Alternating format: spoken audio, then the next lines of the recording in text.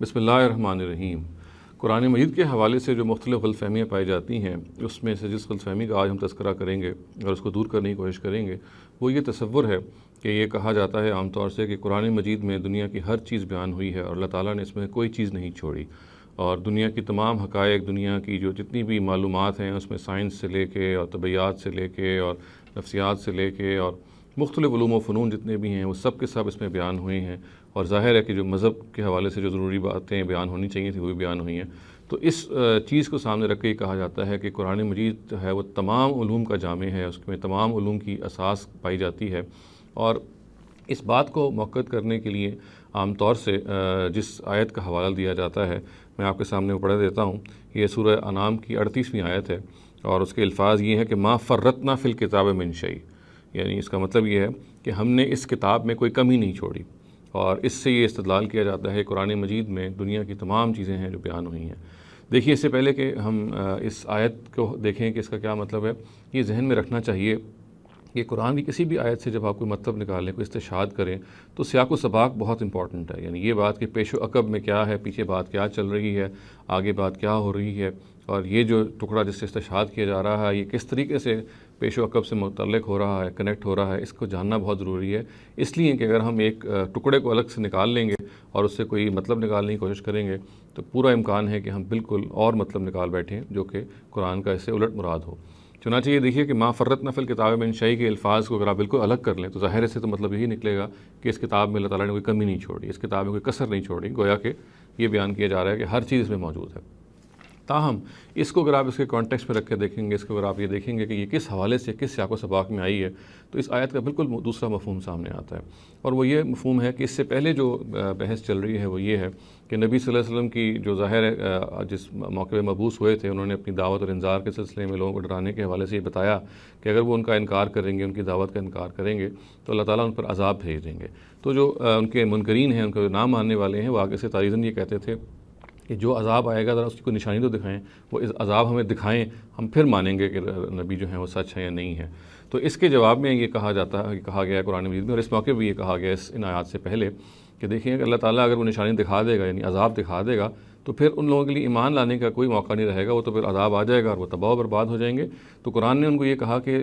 अज़ाब को जो आप निशानी मांग रहे हैं, इसके बजाय ज़रूरी है कि आप आफ़ाक़ और अनफुस पर गौर करें, दुनिया में जो कायनात फैली हुई है उस पर गौर करें। इस्तदलाल अगर तलाश करना है पैगम्बर की दावत की हक़ानियत का, तो आपको जा बजा नज़र आएगा पूरी की पूरी कायनात में। और फिर उसके बाद ये आयत आई है कि मा फ़र्रतना फ़िल किताब मिन शै,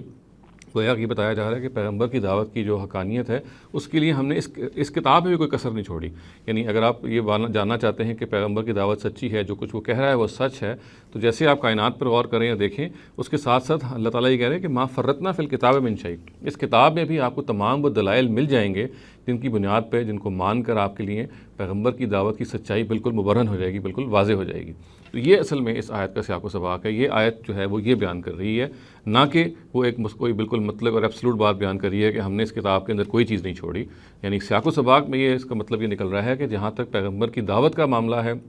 उसके लिए अगर कोई इस्तदलाल की ज़रूरत है तो सारे का सारा इस्तदलाल है कुरान में बयान हुआ है, इसमें हमने कोई कमी नहीं की। तो देखिए बात क्या थी, और उसको अगर आप सियाक़ व सबाक़ से काट दें तो ये बात बन जाती है कि अल्लाह ताला ने दुनिया के तमाम उलूम को अपनी किताब में बयान किया है। और देखिए ये वो दावा है जिसको आप डिफेंड भी नहीं कर सकते। यानी अव्वल तो ये बात है कि कुरान ने ये बात कही भी नहीं है, दूसरी बात ये कि अगर हम इसको मान लें तो फिर हमें ज़ाहिर है कि फिर बहुत दूर तक जाना पड़ेगा कुरान का दिफ़ा करने के लिए, और खाम में फिर उसमें हम ऐसे तकल्लुफ़ात बरतेंगे जो ख़ुद किताब इलाही से मुतरादिफ़ हो जाएगा मज़ाक उड़ाने का उसके। यानी ये बात कि कुरान मजीद ने तमाम उलूम बयान कर दिए हैं, कोई आदमी ज़रा सा भी सवाल करे और कुछ थ्योरीज़ के बारे में, साइंस की हों या नफ्सियात की हों या मुख्तलिफ़ उलूम की हों, माशरती उलूम की हों, तो वो ज़ाहिर है कि उनमें उसको नज़र नहीं आएंगी। और फिर उसको बहुत सारी ऐसी आयत जैसे कि लोगों ने फिर किया, जब उन्होंने ये महसूस किया कि भाई आयत तो ये कह रही है कि कुरान में हर इल्म बयान हुआ है, तो फिर उन्होंने ऐसी ऐसी रदी तावीलात की, कुरान की ऐसी ऐसी आयतों को उन्होंने इस्तेमाल किया ये बताने के लिए। जब उन पर एतराज़ किया गया कि फ़लाँ इल्म है, तो उन्होंने कहा नहीं हाँ फ़लाँ इल्म तो है, देखिए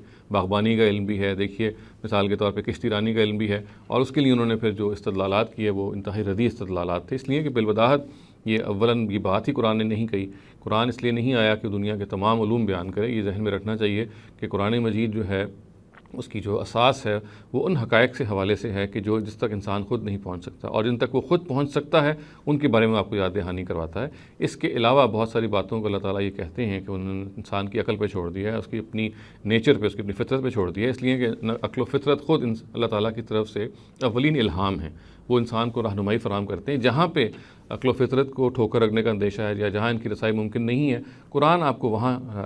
آتا ہے اور رہنمائی دیتا ہے، یا ان حقائق کی جو آپ کی اپنی فطرت میں موجود ہیں ان کی یاد دہانی کے حوالے سے آپ کو تفصیل بتاتا ہے۔ مگر یہ کہنا کہ قرآن مجید جو ہے وہ تمام علوم کا جامع ہے، اس میں تمام باتیں بیان ہوئی ہیں، یہ قرآن نے کہیں بیان نہیں کیا، یہ بات بالکل صحیح نہیں ہے۔ یہ اس دور میں بہت مشہور ہو گئی ہے، اور اس کے نتیجے میں ہم قرآن ہی کو ہر چیز کا بنیاد مانتے ہیں، اور اس کے نتیجے میں جو خود اللہ تعالیٰ نے اس سے پہلے ہمیں علوم دیے ہیں،